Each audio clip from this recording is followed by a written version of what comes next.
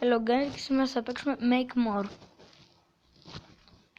Γενικά το Make More είναι ένα παιχνίδι που έχει διάφορους εργάτες και χτίζει διάφορα εργοστάσια.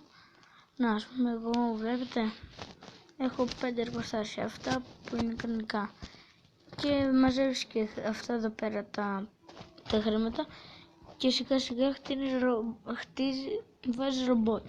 Άμα κάνεις και τα 5.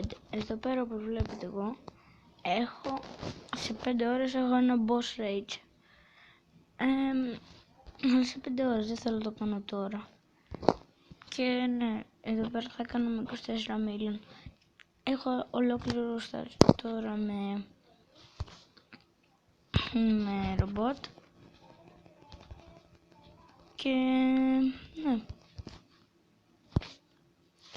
αυτό το εργοστάσιο και αυτό φτιάχνει διαμάντια. Και αυτό είναι 18 level, αυτό είναι 15 και αυτό είναι 11. Και νομίζω ότι τώρα θα πάει 12, νομίζω, ναι, πήγε 12 και φτιάχνουμε λάμπες. Αναμένες λάμπες. Πάρα φίλε. Έλος. Κάτσε να βαθμίσουμε, γιατί είπα facecam. Να δούμε, να φτιάξουμε κάτι τώρα που θέλουμε. Μπράβο.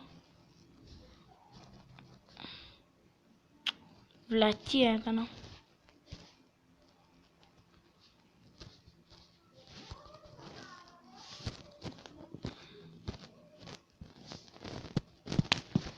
Είμαι βλάκας. Έκανα πολύ μεγάλη βλακία. Χάρασα όλα τα λεφτά μου. Επειδή πάτησα κατά λάθος.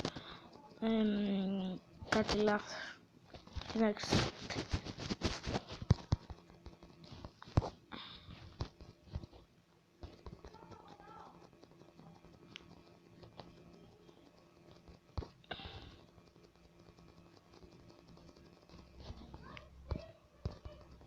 Και